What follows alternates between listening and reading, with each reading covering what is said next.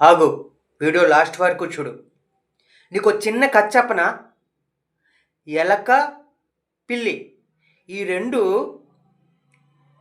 పిల్లంటదంట, hello, ఈరోజు నాకు పాలు బాగా దొరికాయి, నా కడుపు నింపుగా ఉంది, నీతో కలిసి ఫ్రెండ్షిప్ చేస్తా, నిన్నేమీ చేయను అని ఎలక్కి చెప్తుందంట. ఎలకన్నదంట, అవునా, నీకు ఈరోజు పాలు దొరికాయి, కడుపు నింపుగా ఉంది, ఈరోజు నాతో ఫ్రెండ్షిప్ చేస్తావు, రేపు నీకు ఆకలేస్తుంది, నీకు పాలు దొరకకపోతే నన్ను తినేస్తావు కదా అని ఎలక క్వశ్చన్ చేస్తాట. పిల్లి అంటదంట, ఆలోచనలో పడుతుంది, ఇదేంటి ఇంత తెలివిగా ఉందని.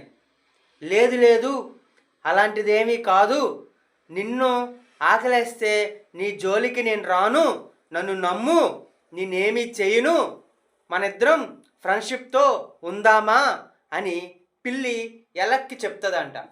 మళ్ళీ ఎలకంటదట, నేను ఆకలేస్తే నిన్ను తినలేను, నేనేదో ఈ నాన్ వెజ్ ఏది ఉంటే అది చిన్న చిన్న వస్తువులన్నీ తింటా, కానీ నువ్వు అలా కాదు, ఆకలేస్తే పాలు తాగుతావు, రక్తాన్ని తాగుతావు, సో నీలాంటి వాళ్ళకి ఎంత దూరంగా ఉంటే అంత మంచిది అని ఎలక చెప్పి గుడ్ బై చెప్పి అక్కడి నుంచి వెళ్ళిపోయిందట. సో ఫ్రెండ్స్, చూశారు కదా ఎలక పిల్లి కథని.